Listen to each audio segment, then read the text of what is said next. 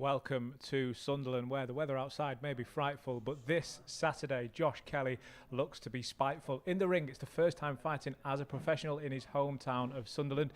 Ramirez in front of him, the late replacement, but a hell of an opponent nonetheless. It goes down this Saturday on DAZN. We're here in Sunderland.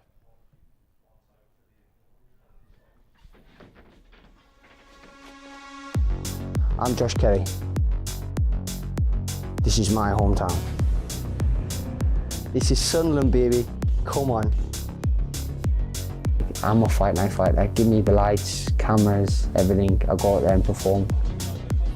The best Josh Kelly on the night beats anyone in the world. It's fight night. I've been ready from day one.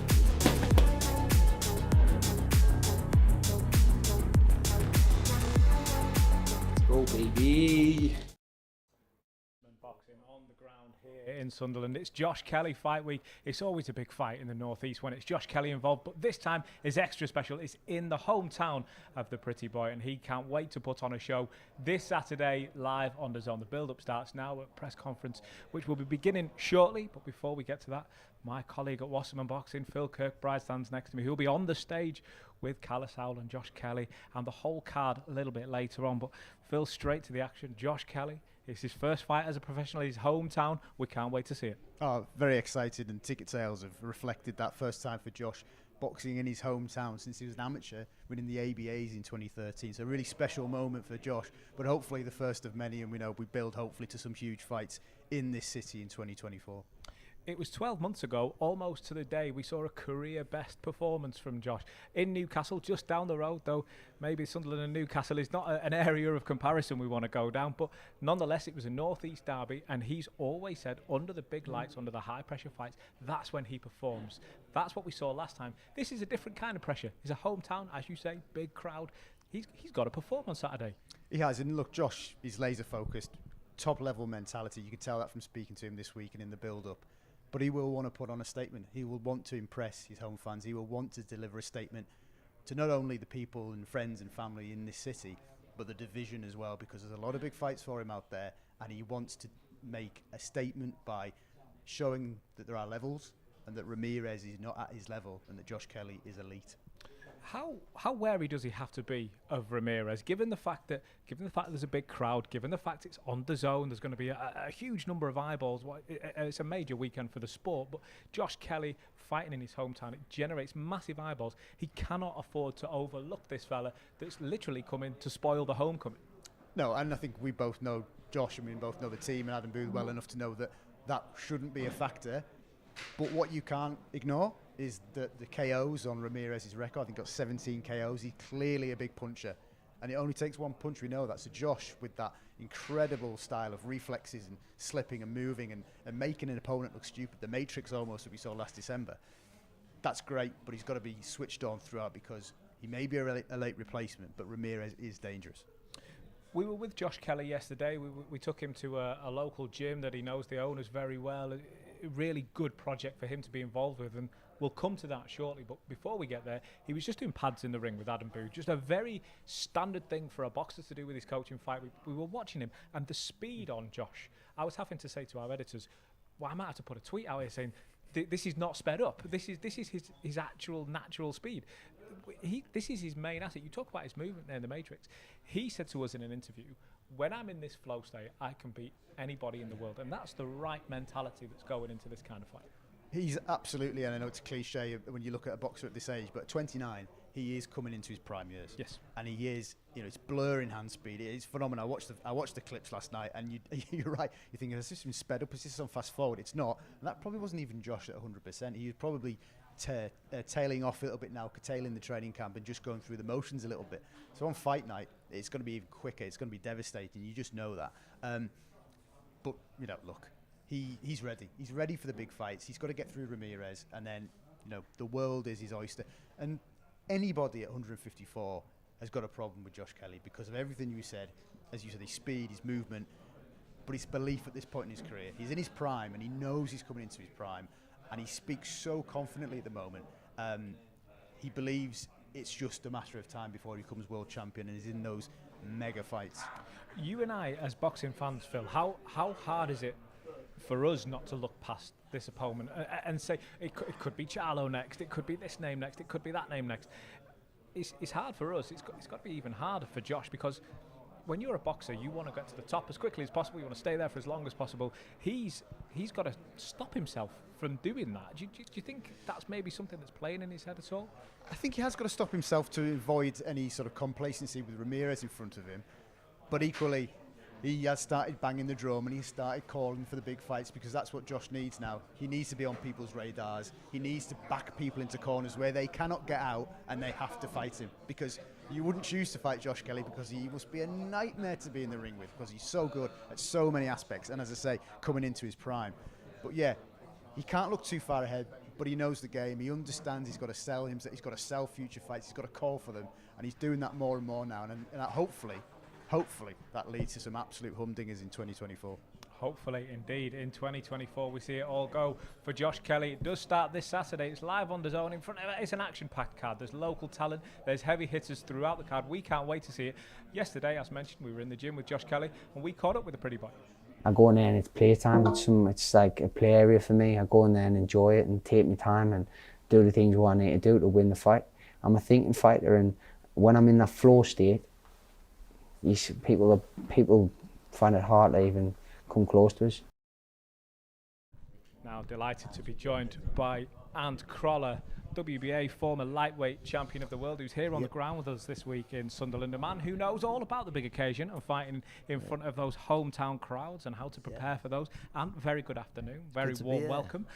Listen, what a fight week. Josh Kelly in his hometown. Does it get much bigger in Sunderland? No, it doesn't. It does not. And it's just not just because I'm here with yourself and the Wasserman team, but I think it's brilliant that he is here in Sunderland.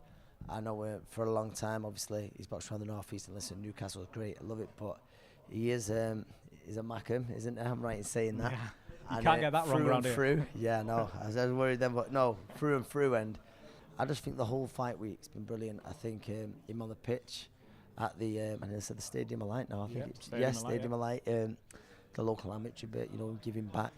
And I think Josh is a star. He's a star, and I think for a long time he's gone under the radar. But like I said, he sold very well.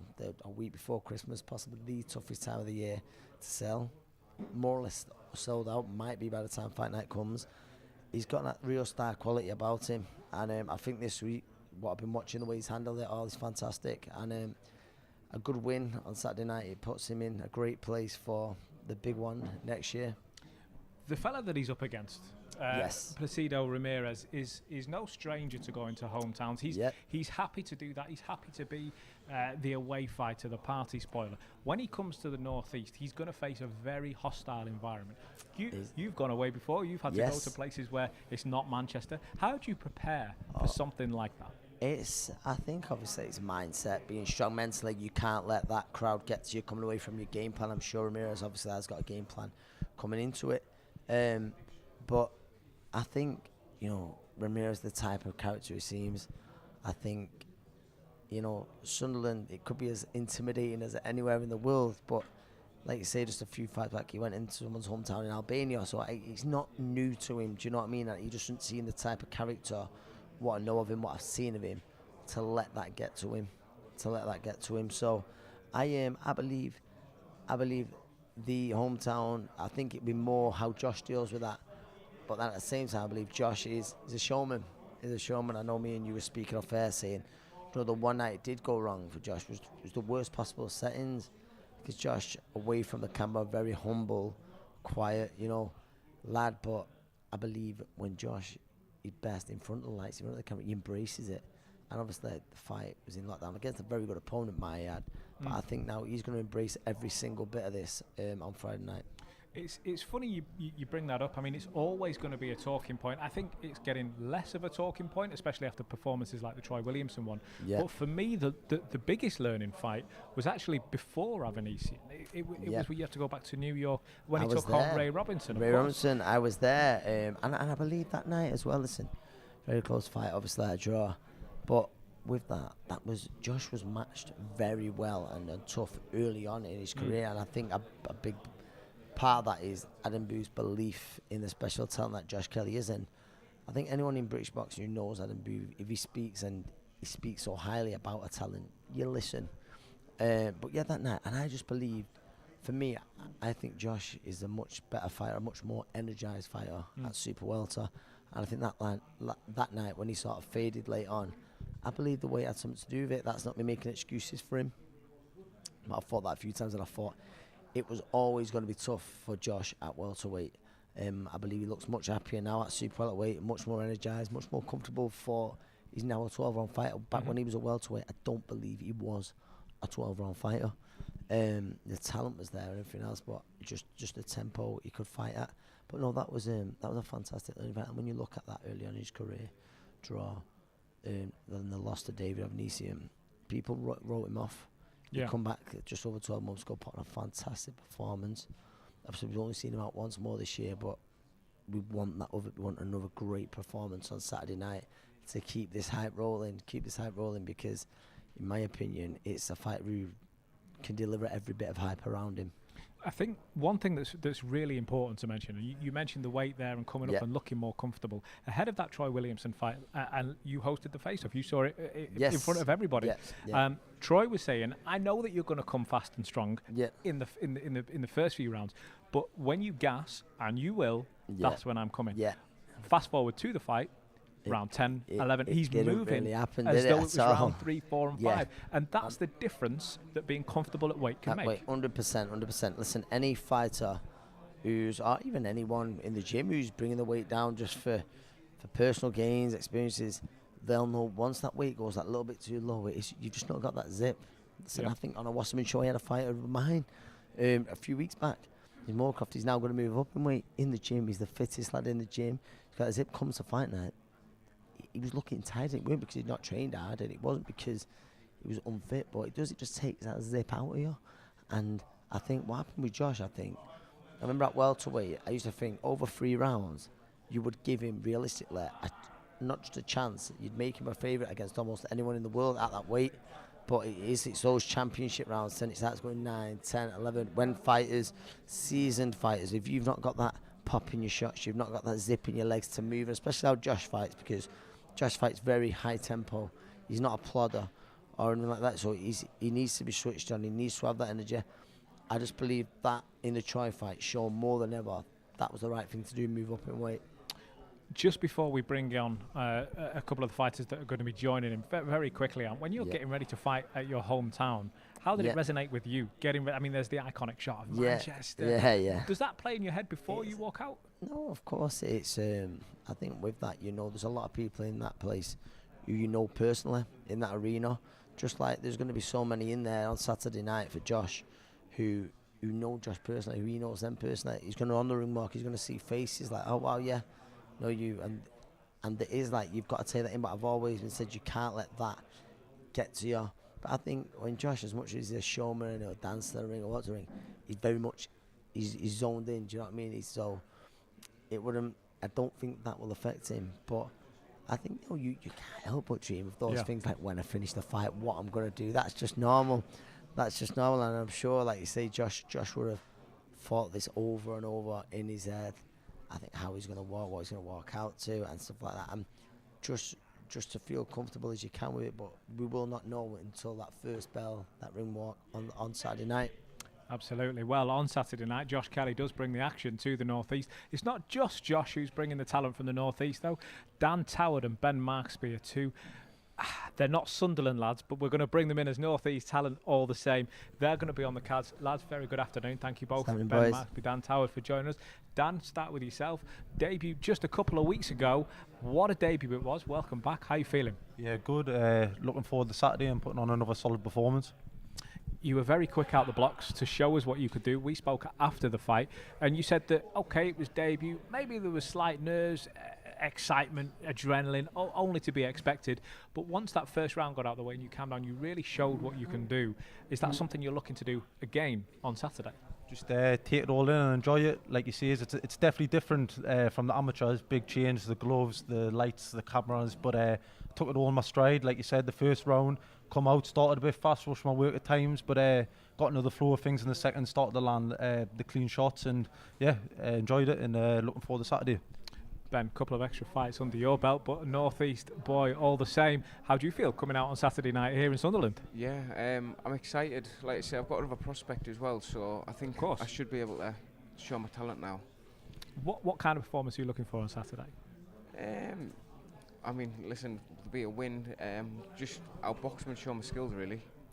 We've got next to us former world champion, someone who knows this game as well as anybody. And what do you see in these guys when you see these young fighters coming through? I was about to say, how do you feel? And so for the first time in your career, you feel like it's going to favour you? You're fighting someone who's undefeated. He's going to come to win. He's going to come to win. Every fighter says it, but I'm going to ask you that you much prefer that you're going to get your own shots. Because I've seen fights there where fighters, after the first round, they thought, this is going to be a hard night, this. I get stopped here off Ben. I'm going to be suspended for 28 days. You're going to much prefer this fighter who's going to come for the record, and you're confident he does. You can get a stoppage. Like I said, I am confident because I think that it will bring the best of me out.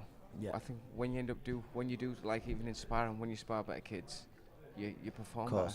And I think that's what will happen Saturday. And the shots will be there, the counters, everything like that. When you say when someone tucks up, it's a little bit harder to get those shots off. Yeah, it's like almost like with fighting the journeyman. It's hard, and like sometimes sometimes it's hard to look good against them. Yeah, of course. But like I say, Saturday, I've got a prospect, unbeaten prospect, so should be good. No, good stuff. And Dan, obviously it's been just a few weeks.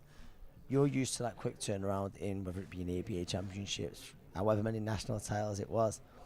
Are you happy with that quick turnaround? Definitely, I think we're fighting 2 weeks before. It just brings momentum. Yeah. And ring rust is definitely a thing. I hadn't fought in 6 months. But since 2 weeks ago, I've been 6 months in May. And momentum and just keep me sharp. Yeah. Good.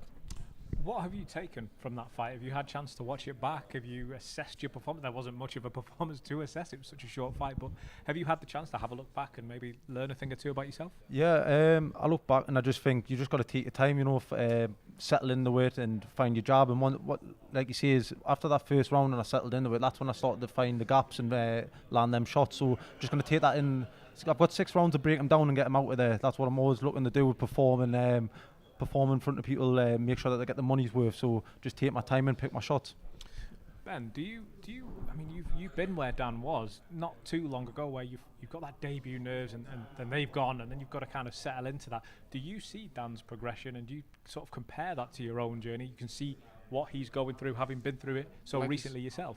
Yeah, and like I said, Dan's probably done it a bit faster than me because I started off on the small hall shows. Yeah. Whereas probably is a bit more pressure when you're having your debut on bigger shows like this. Also starting with 6 rounds as well. So you say not many. There's only the very, very highly accomplished amateurs who would start with 6 rounders. But like say, so most fighters do start on the 4, but you're comfortable with that. You're comfortable with starting on the 6 rounds. Yeah, definitely. I think them 4 rounds is still very similar to the amateurs. You only get an extra round. I think with my style, take your time, you can take your time. Look better over them 6. Pick your shots, break them down. Yeah.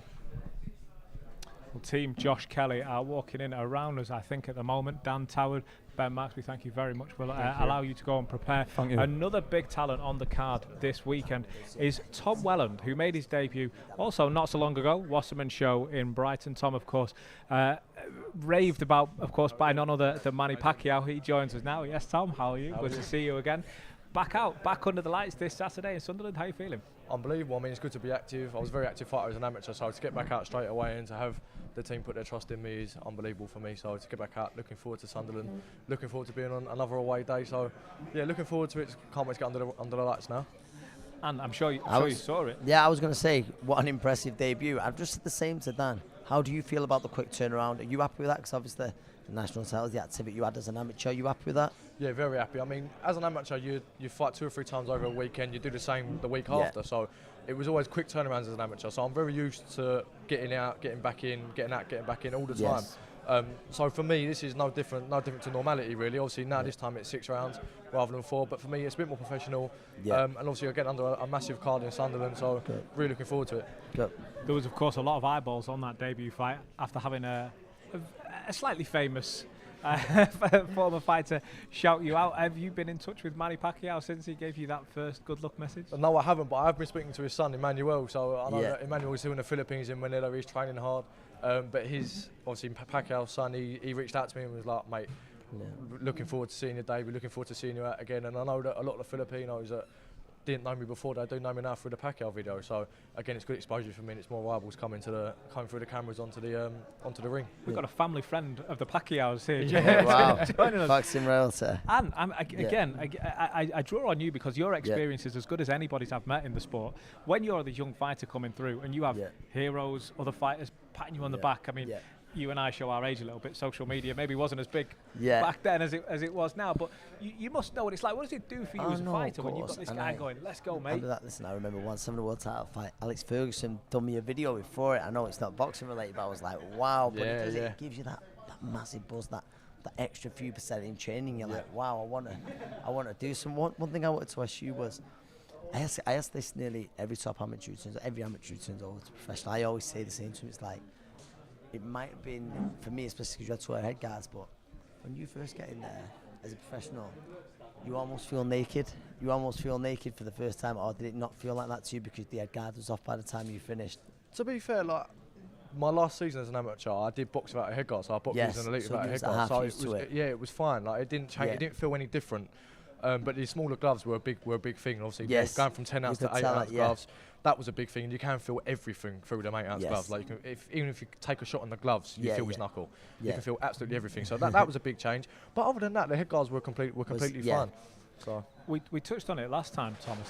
One of the main differences is, if not the main difference of going from amateur to pro, is this stuff. Is the lights, is the camera, is the microphone. Is that something that you feel you're adapting to? Because this is something that you probably won't have had to deal with too many times before, and now it's a regular occurrence. Yeah, I mean, I've barely done this as an amateur, if anything. I mean, in the Philippines, it's quite big with their Olympic squad, but here, I mean, even over there, though, you're working with very limited resources. So, but even here, it's so different, so different. I mean, the weigh-ins, we're used to just getting on scales, getting off and going. Like, that's it. But now you've got face-off, you've got press conferences. But to be fair, once you do it and you do the first week and you sort of get the nerves out of the way, it's completely fine. Like, this week, it has felt like fight week, but I've not been as nervous for the press conference. A lot more relaxed. Yeah, a lot more relaxed. So definitely getting used to it, definitely adjusting. But it comes over time. The more you do it, the more you get used to it. And for you in your career, very early career, fledgling career at this moment, when you look around, and okay, it's great to see Josh Kelly and the other big names here in the Wasserman stable, but we just had Dan Howard, Ben Maxby. There's other young fighters who are coming through as well. Chloe Watson, we saw the other week, make that step and go up and take the. Does that give you hope and that inspiration that you're in the right place here, because you can see the progression laid out in front of you? Is that something that you think about as well as the in-the-ring stuff? Yeah, definitely. Just to be rubbing shoulders with these sort of people that this guy, like this guy. Yeah, exactly that. Like with Anthony Corder and people like that. Like, just be rubbing shoulders with them. You know you're in the right place. Chloe Watson winning the EBU. You've got Josh Kelly fighting for a potential world title in the next couple of fights. Like, just be rubbing shoulders with these sorts of people. It gives a young fighter like myself, like Dan Howard, the motivation to be like, we want to achieve. Even if I achieve half of what they've achieved, even if I achieve half of what you've achieved, I've done quite well. Don't sell yourself. I mean that. He's special talent, this lad. I really mean that. And that's what I was going to get onto there was, do you feel right now? So listen, obviously at 4-rounder, you move straight into a 6th round after this, but Saturday night, do you believe so much your learning's done in the sparring, in the gym? Yeah, definitely. I mean, I've done quite a few rounds of O'Hara Davis. We know he's fighting for a world title. Of course, so I've done a lot of rounds of O'Hara. I've done a lot of rounds with top quality opposition, heavier weights, older men, big and strong men. So a lot of my learning does come in sparring, and then I just have to transfer it into the ring. But for me myself, I think I need the more rounds I get, and the more time that I have to break an opponent down, it suits me down to the ground. I was a good amateur. I had to adapt to be an amateur, but the 3 rounds didn't suit me. The 4 rounds won't suit me. The more time I have, the more you'll see the best of me. So I'm very grateful for that. Tom, the only time I can resonate with training with heavier men is my Sunday League team. It's a very different style of training, I can tell you that. Tom, I think we better let you go because it looks like they may be waiting for you up on the top table. We are here in Sunderland as this Saturday, live on DAZN, Josh Kelly will take to the stage the first time as a pro here in his hometown. He's taking on Placido Ramirez in what is a great fight. And you speak to all the local talent, the youngsters coming through here. That's the excitement you want as a fan, to see these guys and say, I was on their career at the debut. Early, fights nice 1 and and early. 2. And they'll get behind it. Listen, the people of the North East, I would say it, Sunderland, they do the same, Newcastle, they get behind their own. And that's why I think it's so important for Josh Clay, I know he's a much more established name, to be here in his hometown. But the lads on the undercard as well. I think the North East for so long has been abandoned when it shouldn't. The special talent they've had coming through the amateurs, and it's now starting more regular shows coming back here.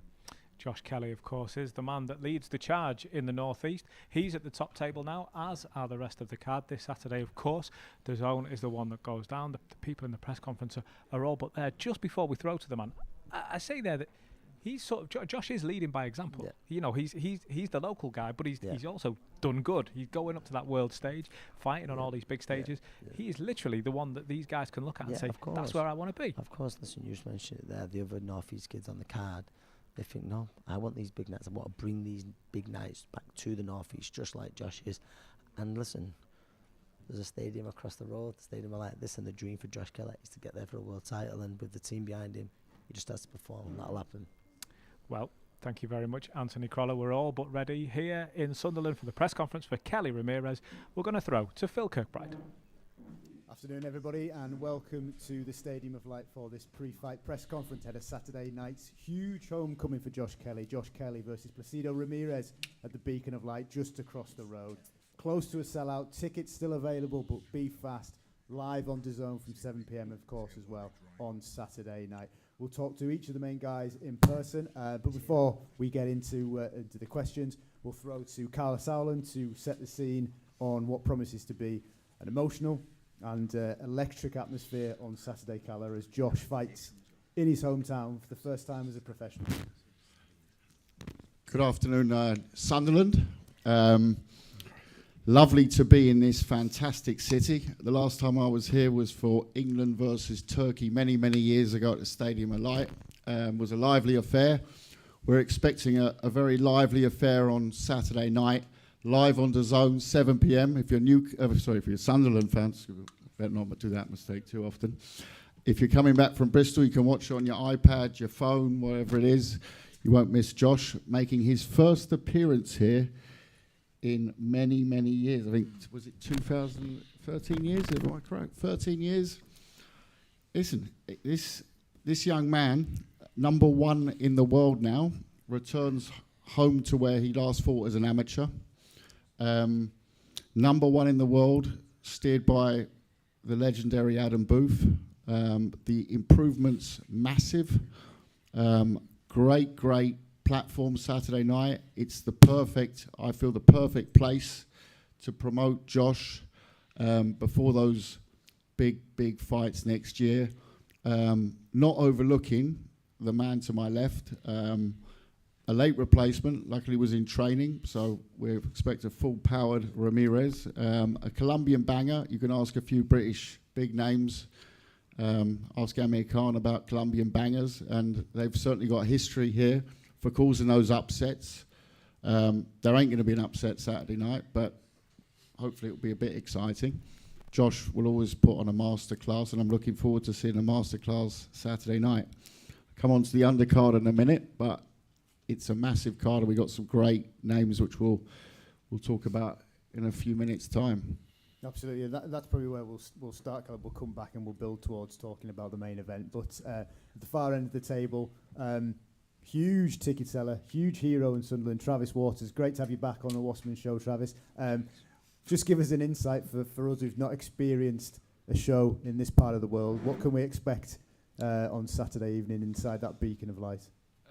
I think it'll be really, really packed. I've sold nearly 300 tickets, so I know I've got a big support in the city, and I'm really looking forward to it.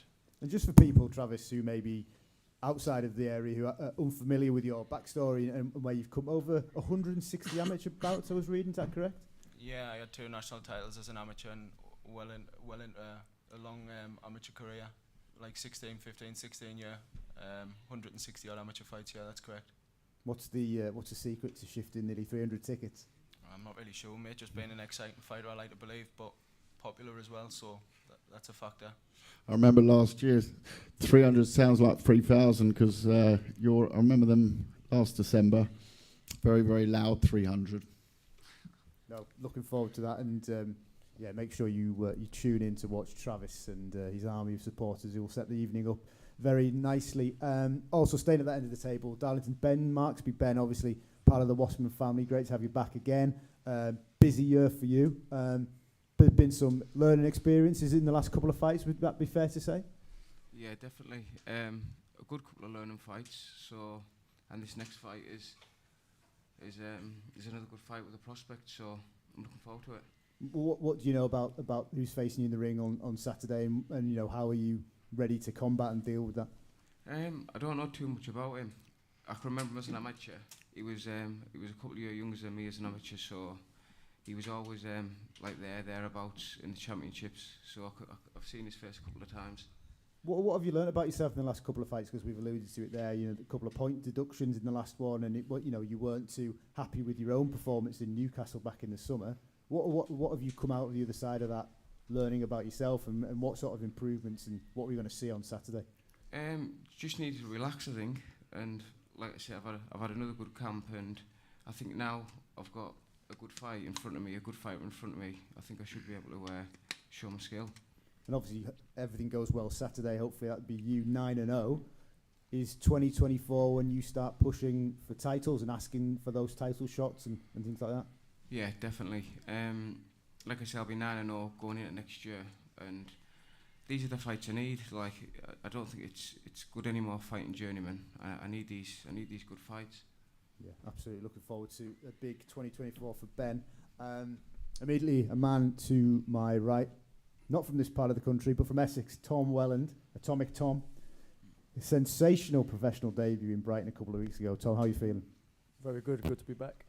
Tell us about that debut. 4th round knockout. I think it was a body shot in the end, wasn't it? They did the business. Go on, talk us through it. It was spectacular. He was a tough opponent, but it took a lot to get him to beat him down and to figure him out. Like once I did let my hands go, the body shot came and it was a little rib tickler and he went down. So yeah, it was a good little performance, good debut, but we're just looking to build now. Calla, when you see a professional debut like Tom's, all action, vicious, spiteful, how excited does that make you for what we can and how we can match him going forward, and what's potentially in coming ahead for Tom? Well, first of all, we don't sign every boxer that comes through the doors of Wasserman. We see ourselves a bit more boutique, so we look at what we're signing, especially Nissa, Tom, Dan, also Ben, but Tom and Dan had fantastic debuts, and it's just great to get them back out. At the beginning of a career, you wanna see activity. Their activity will be two in the space of a month, more or less, and that's going to continue. That both had fantastic debuts, and then it's a journey. There's ups and downs. Ask Josh and Adam about ups and downs. To get to that top, it's not one smooth way.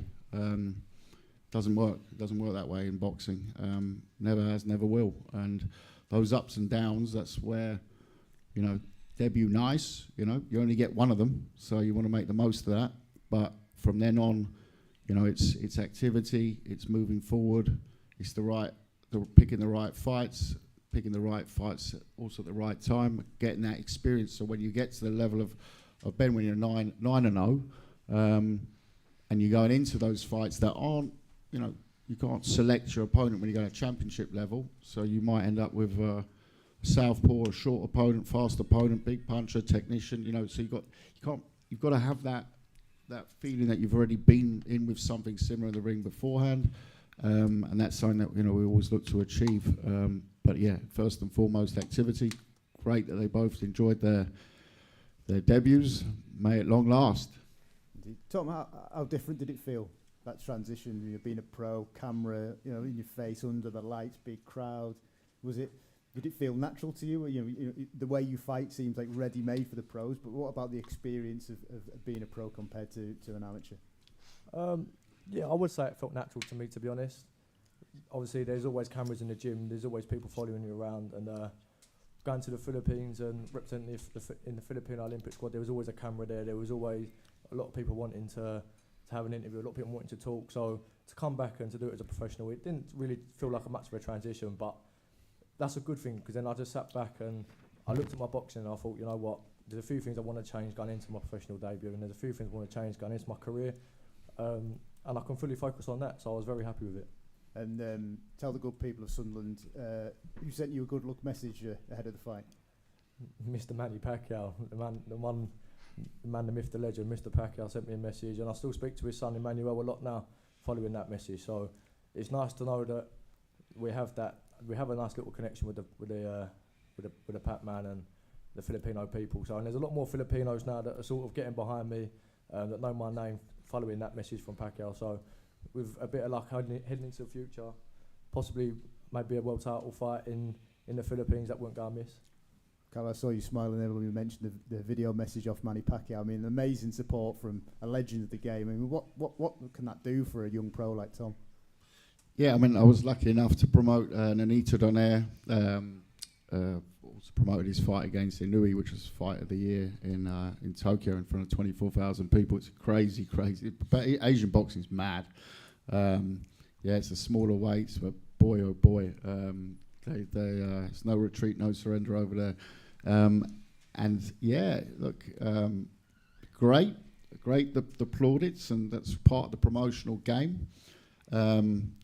I'd say look at what Manny did in his career and try and emulate it. You know, that's the real message here. You know, I'll have to get you Nonito to send you one as well. The Filipino Flash. I like that name actually. Yeah.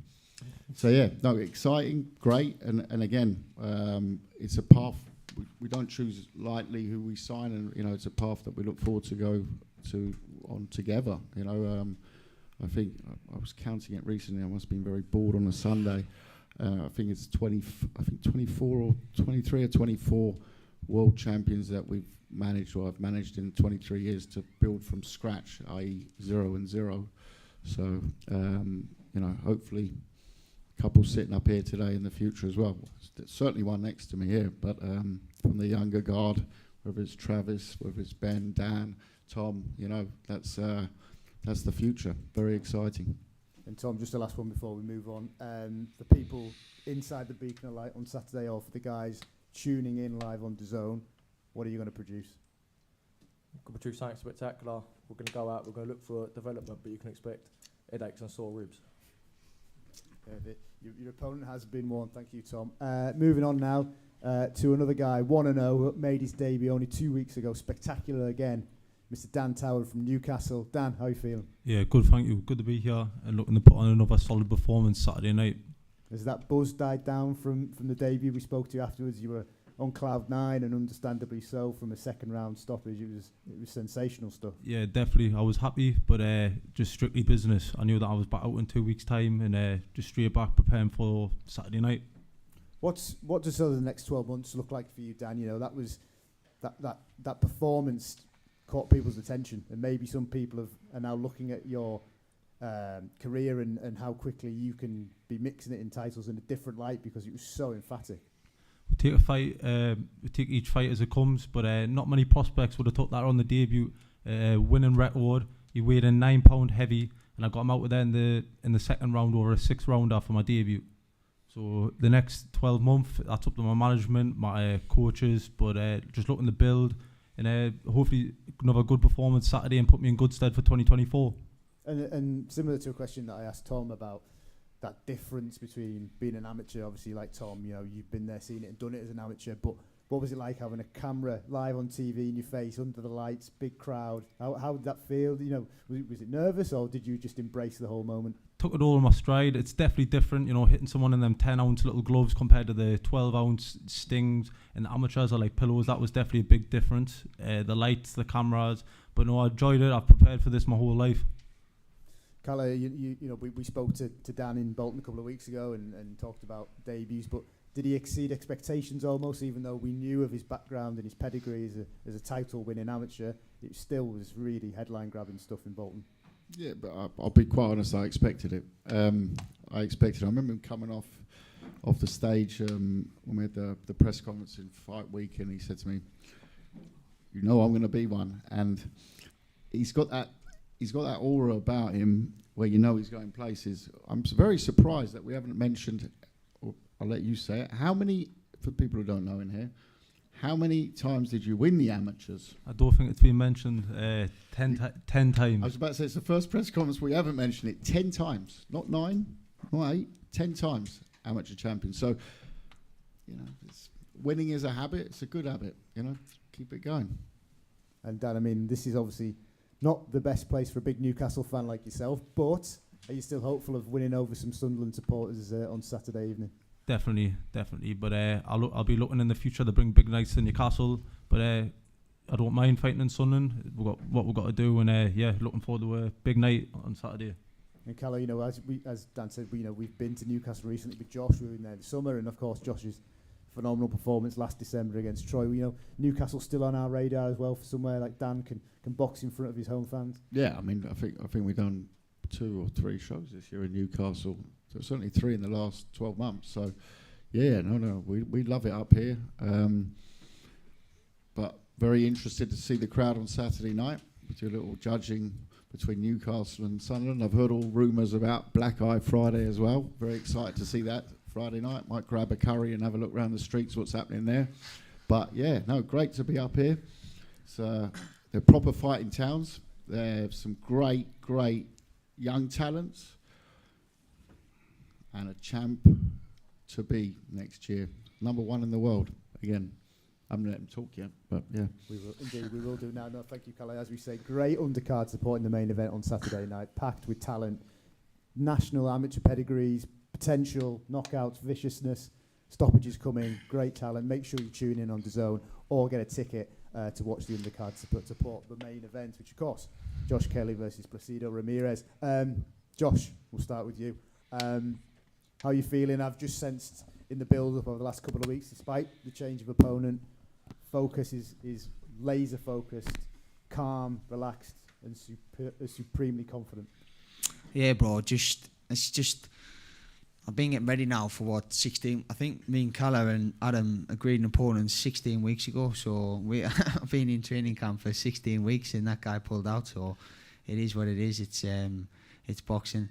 It wouldn't matter if it was him or Ramirez. They're both getting beaten. So that's the end of the story. But I've trained so hard. I've trained clever. I've trained smart. I've never let the foot off the gas since the last fight. So I'm not going to enjoy it. Put a performance on in front of all the Sunderland lads, and just enjoy it, bro. It's my time. You said something to me. I think it was last week where you said you feel like you're punching harder than you have ever punched in your career. I mean, if that's not a warning to Ramirez or anybody in the division, nothing else is.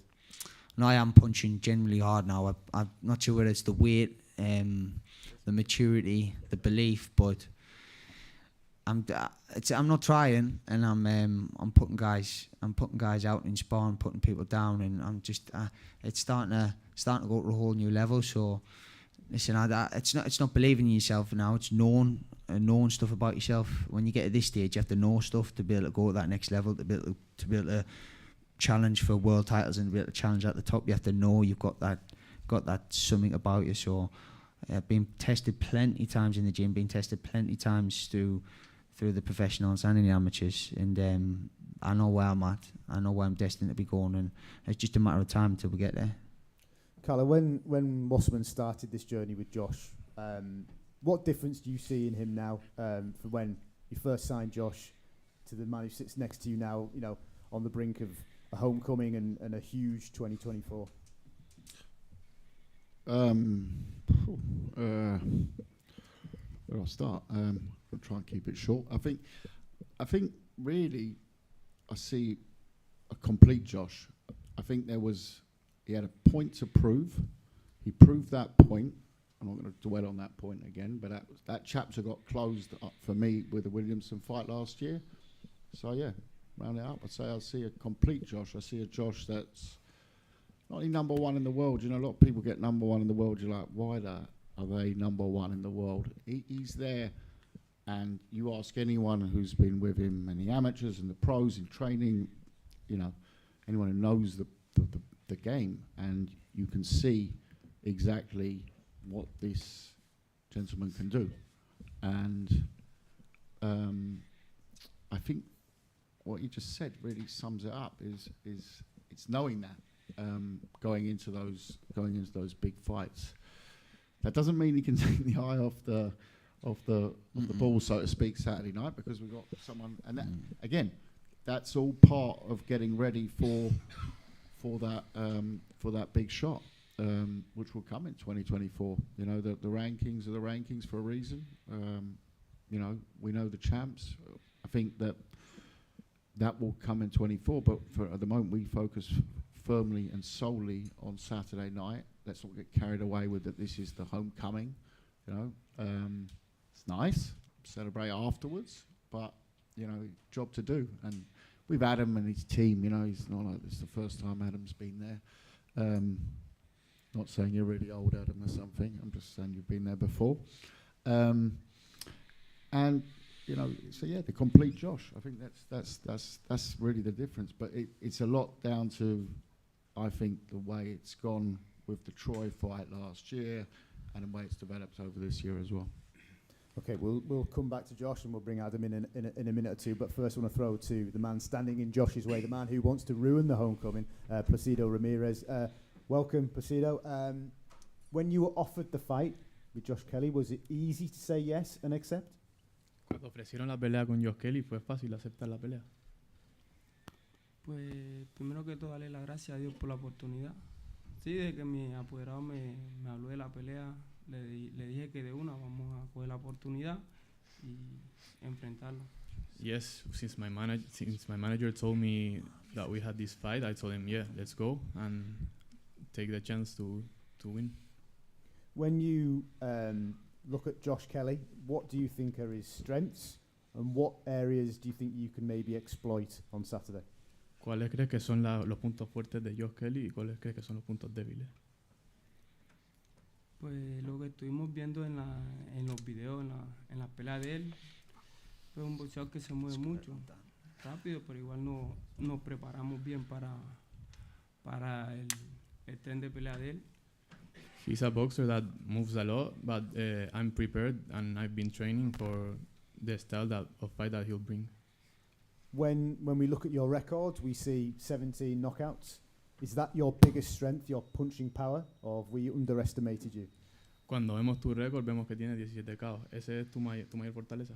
Sí, ahorita venimos en una buena raya en el boxeo. Estamos subiendo y la estamos metiendo fuerte en él. Yeah, definitely. I've been punching really, really hard, and I'll keep punching harder, and I'm punching harder every time. Okay, thank you. Let's bring in Adam Boo, the man who will have studied Ramirez more than anybody. Adam, what sort of challenge stands in front of Josh at the weekend? He's experienced. He can punch. He comes to win. He looks to win, and that's the most important thing. Because the bigger the challenge, the better that Josh performs. So when Rocknap pulled out, the biggest concern was, can we get someone that's going to keep him turned on mentally? So I'm grateful for Ramirez taking the challenge. We mentioned it earlier, Adam, about Josh saying last week to me about feeling like he's punching harder than ever before and coming into those prime years. Are you feeling that in the sessions? Are you seeing that when you're training together? Have you ever, if you have to put your forearm down into an ice bucket of water for 5 minutes after every session, and it hurts, and I have to, because if I don't, I can't sleep at night because of the throbbing. And I've held the pads for some big punchers over the years, and I can safely say that Josh has that element in him, because he's such a fluid, flowing mover. Making him a sharpshooter with the dangerous hands is the one thing that I knew I could add to his game, and it's then fusing that sharp shooting style in with his natural flow. And as he's coming into his prime now, and he is absolutely in his prime, I can see everything is starting to come together nicely. I mean, we spoke probably back in July ahead of the Corzo fight, Adam, about potentially what could be down the line for Josh, and indulge us, if you will, and not looking past Ramirez, of course, and all due respect to him. But what do you want to see? What fights would you like to see Josh grab or have the opportunity to take in 2024? Well, I mean, if you want my honest answer, I don't care. Tomorrow's not promised to anyone, and that's one thing that we live by now, that live day by day and stop heaping this bullshit pressure on yourself of trying to be too commercial, too cheesy, making noise, because everyone's making noise. One thing that I've known from day one since Josh, when he first came into the gym, and I put him in sparring with Andy Lee and Billy Joe Saunders, who at the time had just fought for the WBO World Middleweight title, and both of them got out the ring that day saying, this kid's special. What's become apparent actually over the time of knowing Josh is just how much tough talent there is up in the Northeast. It's actually a bit strange that it's never had the profile that it should do. And Josh, now being in his prime, is leading that charge. And for me, I'm a Crystal Palace fan. So it doesn't matter if it's Sunderland or Newcastle, it's the Northeast. And I think the Northeast should celebrate that. You know, yes, they're always going to have that freakish rivalry with each other, but they also got to respect the fact that from this area, there is some genuine, unique ingredients that is giving tough talent. Josh, do you think that's something that maybe your rivals, your potential rivals, overlooking you? That grit, that toughness. They see the skills, they see the slip, they see the moving, you know, they see the speed of punching. But actually, is it also one of your biggest assets? You know, what's inside? Yeah, well, when I first boxed, I was a fighter. I never really boxed much, and I start learning to move my feet, start learning to move my head and my hands. And I went, listen, my dad was coaching us in and out all through my life as an amateur. And I says, it looks fucking easy to do it this way than fighting. And he was like, yeah, we should start doing it like this. So I mean, I learned to box, and when you learn to box, it's a beautiful thing. You don't need to leave your chin out there, and you don't need to be tested. But I can hold a punch. I think everyone knows I can hold a punch, and everyone who's been around us and the punches I've been in with, sparring and fighting, it just shows I can. And it's not, to be honest, it's you don't want yourself tested too many times. Anyways, I think the best people, the toughest people in the sport, the likes of the Mayweathers, who don't get tested all their career, and then they get caught off like a Mosley and he can hold the shot. Do you know what I mean? It's not about taking shots to show you're tough. It's about avoiding most of the shots. And if the one catches you at one point in your life, then you got to keep it moving. But yeah, the toughness and grittiness is in us. I think you're born with it up here. We're not. Yeah, there's not many chances and opportunities you really get up here. So especially when you're born in the sort of the 90s era and stuff like that, you got to just really grind it out. So we've made something for ourselves. All the lads from the Northeast up here on the table, we're all doing something for ourselves, and we're all doing something for our families. Which, in the end of the day, when you're giving them a better life, and you're giving them a better life than what you've ever had, it's a beautiful feeling. And I feel like all of us are blessed just to be performing at home in front of a crowd like this, and especially blessed to be performing in front of Sunderland, so it's unreal. Just looking to Saturday, Josh, you know, what sort of message and what sort of statement do you want to send to your rivals with your performance Saturday? Look, you know, Callum mentioned number 1 with the WBO, 4 in the IBF, I think 11 or 12 with the WBC, brilliantly positioned for big fights. What do you want to say to your rivals at 154 with how you perform on Saturday? Yeah, I'm not bothered, to be honest. I don't give two fucks whether they think he's fucking shit or he's good or whatever. Do you know what I mean? I know what I'm made of. I know what I do in the gym, and I know. Listen, everyone can have the opinions, but opinions are like arseholes. Everyone has one. Do you know what I mean? And at the end of the day, you're doing what you do in the gym, and you're performing a fight night. It is what it is. I'm gonna do me, and if they like it or not, then it's up to them. If they're worried or not, it's up to them. But when they get in the ring and they get hit and they can't see the punches coming, they get left in spaces and gaps where they're like, well, why did I miss like that? Then it's all it's all downhill from there. So yeah, I don't really give a fuck, to be honest. Carlo, what does 2024 hold in your mind for Josh? Big fights. Everyone knows I like a domestic blockbuster. You know, there's a few names circling around. Say them. Obviously, Chris Eubank Jr., Conor Benn. I've heard Kell Brook returning. You know, there's some very, very interesting domestic fights to make. You know, at the same time, there's big world fights to make as well. I'll be honest, if a promoter can be honest, is I prefer the British ones because they're big. You know, they're the ones. But we'll see. You know, we'll see what we can do. We've managed to do a few big domestic fights over the years. In fact, I think we're the only promoters this year that have done pay-per-views in the UK through 5 times. So, you know. I think I marmalised them every single one. Yeah. Absolutely marmalised. Josh, which one of those three names that Callum mentioned would you want the most? Fucking any of them, mate. Absolutely. They just keep dancing about each other and just fucking this contract and this contract and this drug test and that and fucking.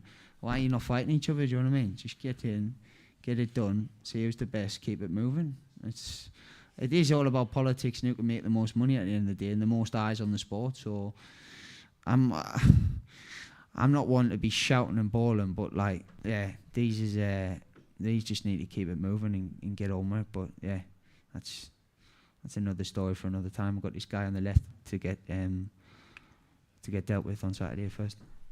Absolutely, and we will wrap up shortly there. But before we do, obviously customary to get everybody's prediction. Placido, can you give me your prediction for your fight with Josh Kelly on Saturday? ¿Cómo crees que va a acabar la pelea?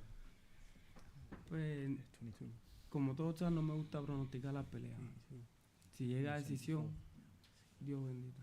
I don't like to say what I think, but whatever, it's fine. Decision, knockout, however. Josh, Ramirez, obviously confident. I think that's no surprise. But what's your prediction for how it goes down at the Beacon of Light this weekend? It's got to be a win, but in the fashion I do it, it's just we're not choosing when and how and what round. But yeah, it's going to be a win, 100%. Calla, final word, final sort of message to the fans, whether they're tuning in on DAZN, whether you say the Sunderland supporters coming back from Bristol maybe, or guys who've got a ticket for the show. Why are we tuning in? Why are we taking our seats for this event on Saturday? Well, I think if you're from the North East, I think this will be probably the first time in many years, and unfortunately, it'll be a while. I think, given the fights we're looking at for next year, realistically, those will be either in places like London, Las Vegas, wherever the boxing wind takes us. So this is a great time to see if you see your hero before he goes and does that. And we will return and fill up that stadium next door. But we've got to go do some work in between. Excellent. Okay, well, thank you, Robbie. Thank you, Travis, Ben, Dan, Adam, Josh, Placido, and Tom. Thank you very much. Remember, Saturday night, Beacon of Light, and live on DAZN from 7 o'clock.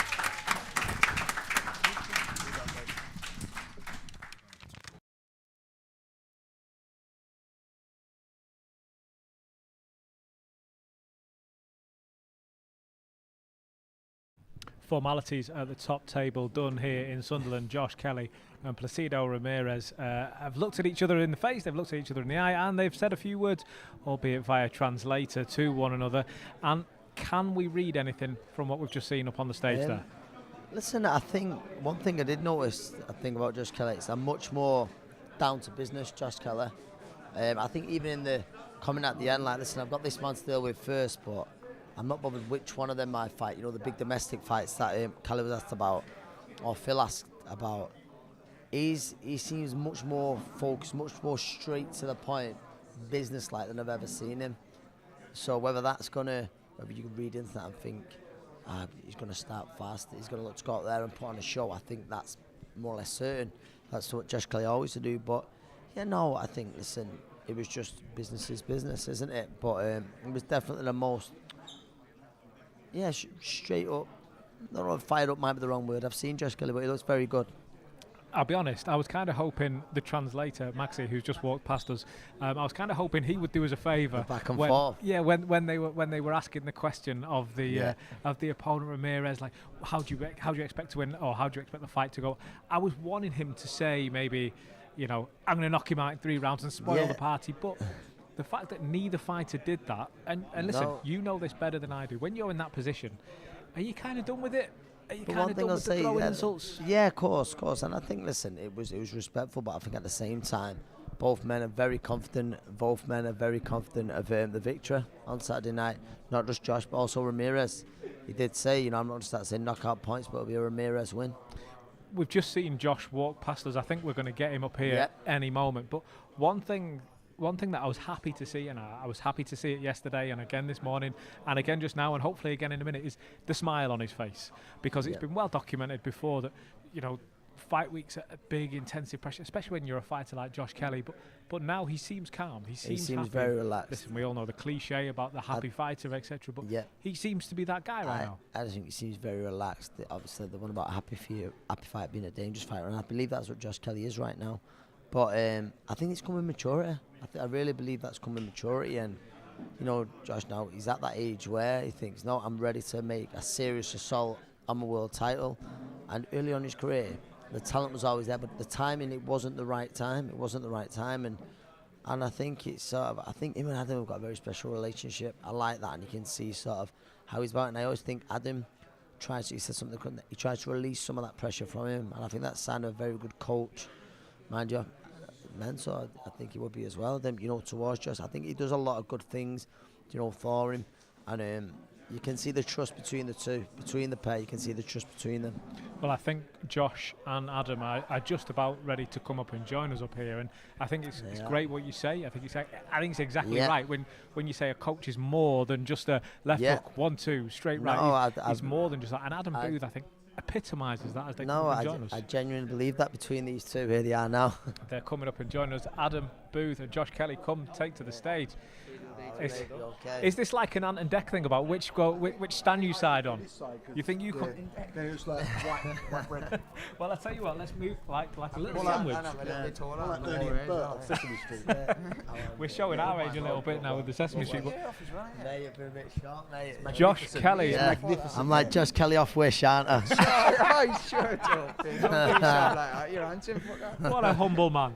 Josh Kelly and Adam Booth, thank you both very much for joining us. Adam, we'll start with yourself. We were just speaking about you then. What did you learn about the opponent up on the stage with the things he was saying? He was a man of few words. Do you take anything from that, or is this just another day in the office? It doesn't mean anything what they say. You look at what they do, and there's enough evidence to see what he does. You can amplify it a bit and make him slightly more aggressive, or make him more determined, or make him more negative. You can amplify him, but there's enough evidence of what his style is, what his strengths are, what his vulnerabilities are, and you know, we've been doing this long enough to know that that's just bum fluffery. It doesn't mean anything. Yeah. You were saying about taking the pads up there. You've had heavy hitters over the years, but you kind of alluded to Josh having more venom in his shots now. Is that the sign of a progression? They often talk about fighters coming into that man strength coming through and developing and filling. Is that where Josh is now, ready to move on to that next level? Yeah, and there's so much more involved in it. When you're trying to simplify, is he hitting harder? But it's not just about whether he's stronger or whether he's quicker. Yes, he is maturing and he's coming in. He's in his prime now. Not even coming to him. He's in his prime. Yeah. But especially fighters that have movement and hand speed, there's an impact point.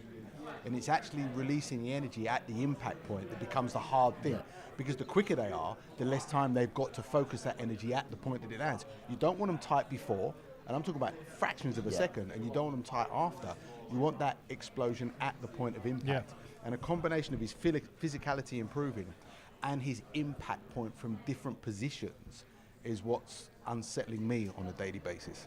Adam, I was just going to ask then, I remember sitting in a restaurant with you in Glasgow in 2016, and you just saying what a special talent Josh was. I always remember it, so I always knew from then on, keep a close eye on Josh.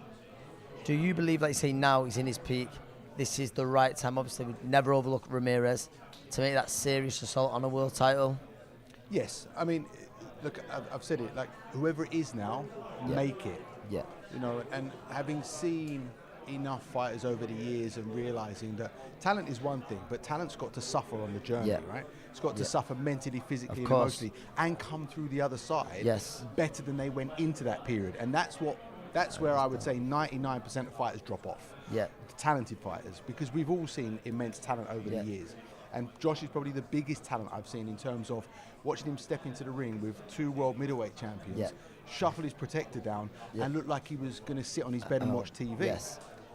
He's now, even after only 16 or 17 pro fights, he's gone through a journey that normally takes fighters 25 to 30 fights to go through. Physically, mentally, technically, emotionally, and all of it. He's come out the other side way better than he went into it. So that's probably the best way of answering the question. Josh, I mean, over to yourself. This is the first time as a pro in Sunderland. I guess you're going to be asked a lot of questions about the opponent and who's next and, you know, how you are as a fighter. But for the moment, you're coming back to your hometown. Does it make this fight week a little different at all, knowing the faces in the crowd maybe a little more than you might usually? I mean, yeah, but I love being back. I love being back home. This doesn't change anything for me. A fight's a fight. You put me in a back garden, I still do the same thing. I've been doing it since I've been young, going and sparring places and different things, and I just love it. Like when you get in the ring, it's just different. The crowd. If you're silly enough to play along with the crowd, then you can get dealt a bad hands. You need to just keep yourself internally right, everything on point, and that's where I'm at the moment in my career. Josh, I was going to say, I said it early myself when talking to one of the other undercard fighters, and Adam mentioned it then.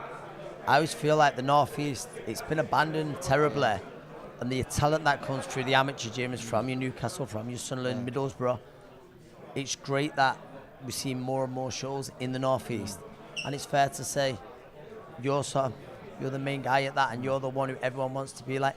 What does that mean to you? We saw you in the gym earlier in the week in the amateur club. What does that mean to you that you've got kids in the North East looking up to you? Mate, it's massive especially when I went back to one of the local gyms in Sunderland, and the response I got, like not being up there for so long, and I'm homebred. I lived up there until I was 16, 17, and then I lived in Sheffield with Team GB, and then from there London to get down with Adam and everything like that. So I've sort of been out of Sunderland since I was 16, but to go back and get the response I had, and like the guy who owned the gym, Richie Dunn, he's a big shout out to him. He's a lovely bloke, and I didn't bring a towel, and I had nowhere to shower, and he didn't have any showers on, and he was like, listen, you need to come over the road, you get a shower in my house, do you know what I mean? And him and his missus just brought it straight over. And I was like, no, I don't want to be taking liberties, I'll just go back in the cab like this. He was like, no, you need to come get a shower, and all that. And it's like proper homegrown, like it feels like everyone's doors open, do you know what I mean? You just like the old school days where you could walk in and walk out. It felt like that was lovely. Yeah. Definitely the community feeling. We mentioned it with Adam there. It's been mentioned up on the stage. You're going to get it all week. Are you able to turn off the distraction of, well, you could fight Conor Benn next, or you could fight this person next, or that person? Are you able just to flick that switch off and think, I could fight A, B, or C? Like you said up on the stage, Adam, you don't take anything for granted. You've got a job to do first in front of you here with Ramirez. No, listen, when you've had and knows yourself, even in sparring, for instance, you bring people in sparring, they've had not much experience, next to non-experience, but they're good lads, and they come in, and if you think, well, I'm going to have a little play today, you go in, you get checked, do you know what I mean? You get checked constantly, and it's good at this stage of the game to be like, listen, you need to take everyone, and you be humbled by anyone, so you need to take everyone serious, and it's not taking it serious for me, it's going in there enjoying it and putting a play on in my head, like going in there and just dancing and starting the way I need to start. When I do that, it doesn't matter if it's Ramirez, Knapp, any of them other names you mentioned, it wouldn't matter if it was any of them. I'm going to do what I'm going to do, so I'm not focused on what the opponent does. The opponent's just an opponent. It doesn't matter if it's a name or not, it's just getting in there and getting the job done against them.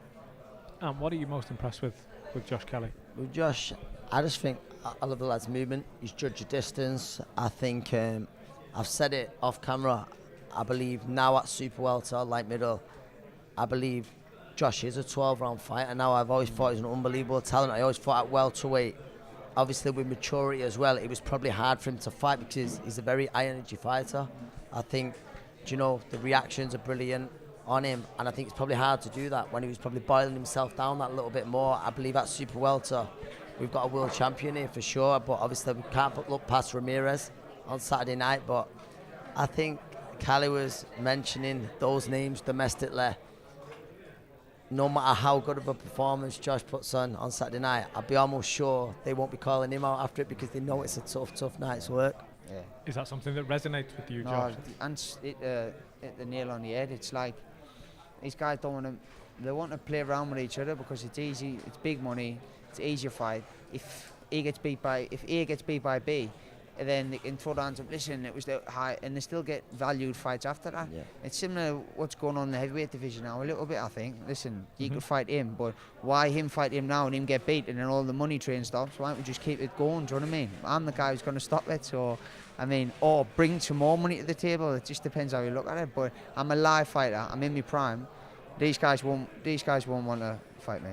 The lightweight division is an interesting one because I see the point, but at the same time, maybe that domino is starting to go. We are starting to see Garcia Davis, we saw, not so long ago. Do you think that maybe we are edging towards that in the super welterweight division that maybe as soon as that one fight goes, that opens up the door. You mentioned Eubank and Ben and Brooke, and once one of these guys fights and we have a winner and we have a loser, their careers open up. Do you think maybe we're on the brink of that domino going? That's a good point. That's a good point. I think it needs someone to make the first move and say, listen, I'm going to put me little bit of a, not ego, but I'm going to put that sense of like, oh, I don't want to lose, to the side and go, listen, I'm laying it all on the line, let's go, do you know what I mean? And if you come out the back of that, you become a superstar. If you don't, there's still fights there for you. Like you said, you're still a name, there's still going to be huge fights there for you, but just need someone to roll the dice. I rolled the dice early in my career when to be honest, I should never, the way I was at the time, I should never have really been in a ring. And I'm only reaping the benefits of that now, really, in a sense. So I feel as though it's my time now to claim what's rightfully mine and come and take these lads at 154. Like Anne says, I'm not drying myself out ridiculously. I'm a 12. Troy come at me at a pace for 12 rounds. Compared to what I've seen in box the other night, the 12 rounds against me was vicious. So I can do that all night, eat and move, and I've got some stick on my shots now, so it could be early nights. It's a very mature response, Adam. You must be proud the way Josh has developed as a person, not just as a fighter, since working with you. Yeah, it's a beautiful thing to see, and actually what this is all the stuff that's not to do with boxing. This is about life and realising that we're not long here, and tomorrow's not promised to anyone. Don't take yourself too seriously. And like we say, like I said to him the other day, do you remember when David Hay beat Ishmael Abdul at Altrincham Leisure Centre? I was there. Right? Ringside. So he 12 remembers rounds it. behind the jab. Not many do remember it, do they, in the crowd? No, I remember who it. cares? Yep. Who cares? Yeah, that night he got some stick, but then no one remembers that fight. We just said win that fight without throwing any shots. That's what we did, right? That's what I'm saying coming through Connor's career. There'll be fighters there where look, that was a fucking hard fight, but no one will ever remember that. Bad nights, yeah, that's what I mean. But the people remember, of course, they remember the good nights, Lomachenko's, Quigg and all that, do you know what I mean? It's all But my point is realising that nothing lasts forever, nothing matters, and just fucking enjoy it. While you try and enjoy it as much, because there's going to be days that you don't enjoy it. There's going to be days where you might be tired or irritated or have had a row or be in a bad mood. Ride them out and just enjoy the days that you don't, and you give yourself the best chance of being the best version of yourself. And along with that and everything that he's gone through, there's a maturity. He's an intelligent fella that is able to work his way through things mentally as well. And I'm now at the point where it feels like most of my work is now done. Like I step back, what else have I got to say? We can keep polishing everything, but it's now time to just enjoy what you are, and let's see where this goes. Absolutely. Well, bad days and good days. We're certainly having a good day today. Josh and Adam, we'll let you run on. I'm sure there's plenty of media here waiting to get their questions in. Adam, thank you very much. Squeeze me fucking hands Much appreciated. Thank you very much. We're going to bring in promoter Calla Sowland, the man behind the event, as well here in Sunderland. It's live on DAZN this Saturday night. Josh Kelly, PBK, as he makes his way off to do media commitments. Calla Sowland will come and join us. And great to speak to the guys. Really mature responses there from Josh Kelly. It is, and I was sort of saying it before, like, one, it was business like, but I think Adam said it there, you know, he's not taking it too serious, but he's like, no, my times now. You also get at the same, without contradicting himself, you know, he's not taking things too serious, but he's also very much business like, no, I'm ready for these fights. I'm ready for these big fights. I'm in the prime of my career. He looks sounds in a great place. He does sound in a great place, and one man that certainly would have appreciated what Josh was saying up there is on our left now. Calla, good afternoon. Welcome to Sunderland. How's it feel being up on the stage with Josh? Yeah, like I said, my last time up here was England, Turkey many moons ago. They put this fantastic match up here. I must have been about 20s, early 20s. So that was the last time I've been in Sunderland, So great to be here. The arena on Saturday, first time in over 10 years. Josh Kelly returns home. As I said, probably also the last time for a while. I think the big fights. We're not looking past Saturday, but the big fights will be made most likely in places like London or Manchester or Vegas or always boxing ends up. But we will return one day here and fill this stadium as well. Well, it was that point I wanted to pick up on, because that was what I loved about when you said, we've got some work to do, but we're going to come back. No one knows as well as this man next to me here what it means to fill out your home arena and have your hometown. We said it to Josh there. Well, he no did people it on multiple occasions. He did. And listen, the UK has had loads of great fighters over the years, but not all of them have encapsulated the imagination of a city. But that's what I thought was brilliant then with Josh. Like Josh said, then he's been away from Sunderland, but he's still very much a home boy. But he's been away from 16, 17, the GB set up, and then obviously London with Adam after the Olympics. But he said he still feels at home, and the turnout he's got on Saturday night, and possibly one of the toughest weeks of the year, shows that Sunderland are very much behind him. It's incredible, isn't it? Yeah, it's brilliant. Incredible. You know, we'll have a sold out crowd Saturday night. I think there's 100 tickets left. Yeah. How much? I'll ask the question now. Yeah. How much in those big fights did that help you? Oh, massively. You know, it's hugely. Massively, and I think I was sort of saying before to Chris, I think that Josh he's a showman. He's a showman, but at the same time, he's very much focused. Like there might be the odd glimpse of someone from ring said, "Oh yeah, I know him. Not seen him in so many years, but he's brilliant. He can't touch him." But I think he's an entertainer. He's a showman, and I think he's going to embrace every bit of that under the lights, every little bit under the lights, the cameras. And he's going to enjoy that. And I think he's going to enjoy that on Saturday night. And listening to him, how he's sounding, he sounds so much more mature, but at the same time, very much business-like. Thinking, no, I'm coming into my own now. My confidence is through the roof. I think mature's the key, isn't it? Absolutely. You know, you often hear fighters, especially early in their career, they talk a lot, and then when they walk a lot, then they find out that it ain't that easy to talk the talk and walk the walk at the same time. Yes. And I think that when you listen to him, and I was asked, what's the difference now when you sign him? I think that the experience he had with the loss, coming back, being written off, getting himself in that gym, putting the graft in the gym, has paid dividends. But also, not just boxing wise, the way he carries himself. You know, there's that a demeanour about him where you think, you know, this guy is in a good place. Yeah. And that's at the same time, the confidence though as well. You know, when you mentioned the free, or Chris mentioned the free, I said it just then with Adam and Josh. You know, like your Conor Benns, your Kashubank Juniors, like you can see he backs himself against any one of them. He does, but he's not there for the small talk or anything like that. He's just, if we're not going to fight, right, move on, I'll win a world title. I get that vibe from him. Not messing about with the words with him. No, there wasn't. He's straight to the point. Yeah, you know, but it's that confidence where you can see it can be backed up. You know, I think that's the key here. Yeah. I remember when Josh Kelly first signed with Wasserman, and we had the media day in the office, and you and I sat on the big row of chairs, and you spoke about your pride of signing a fighter with the caliber of Josh, and you sat there on that day and said, "This is a future world champion.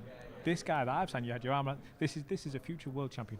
And we've got a journey to go on, and we went on and we fought the likes of Peter Kramer in Liverpool, and then we had to come back and we had a couple of South American fighters who were there to give him rounds, give him tough tests. We then had Troy Williamson that brought a test in two kind of ways, because the physical test of a good boxer like Troy, but at the same time the heat of a local derby, you know, the British title on the line, the size, the magnitude of the fight. He came through every test with flying colours. That moment when you sat there and said, "I've got a future world champion," is this the path? Is this the vision that you had when you sat there in that moment? Yeah, I mean, I've got to be honest. The names like Peter Kramer, I've forgotten that name since that night. So Troy was a big pivotal point. It was about closing that chapter of what had happened before. Absolutely. The rest of it, for me, has been fights along the way of some serious hard graft in that gym. So, yes, the fights have been important. There haven't been, you know, if we're honest, there haven't been like, you know, life or death situations. Not in the literal sense, but there haven't been cliffhangers in there. Yeah. But it's all been part of a planned journey. The Troy fight was a very calculated risk. Let's not forget, going into that fight, it was pretty even in terms of the public opinion on it. I remember Boxing News doing a poll on it, and a lot of people were split on it. They said, can Troy's the sort of fighter who's the style that everyone thought, he's going to gas against him. A lot of people thought he was going to get Josh in the second half. He's going to put it on him, and he's going to gas out. I remember I had a fella behind me a lovely fella from Newcastle, my ears are still ringing, who kept on for the first round. He's gassing Josh, he's gassing Josh. But that was the feeling. So it was, that fight was so pivotal also for so the public could see what Josh is doing. The rest of it has been part of a journey that's really taken place behind closed doors. You can see what the work that he's done in the gym. You can see the way he mentally carries himself. And are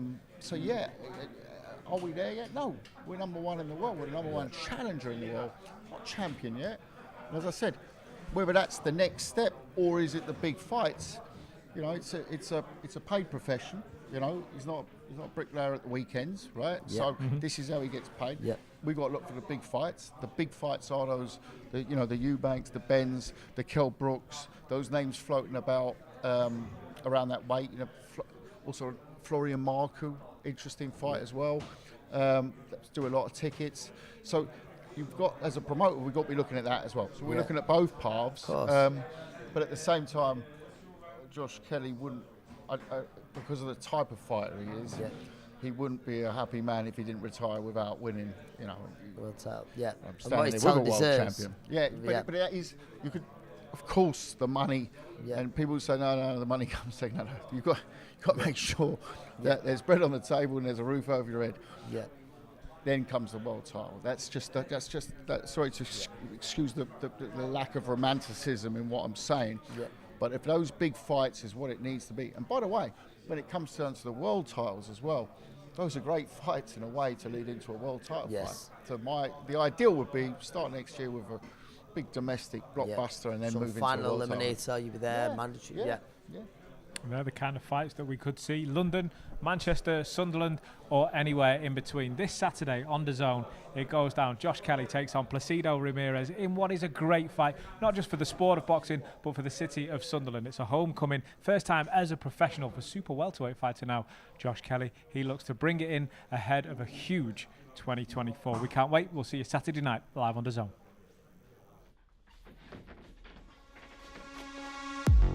I'm Josh Kelly. This is my hometown. This is Sunderland, baby. Come on. I'm a fight night fighter. Give me the lights, cameras, everything. I go out there and perform. The best Josh Kelly on the night beats anyone in the world. It's fight night. I've been ready from day one.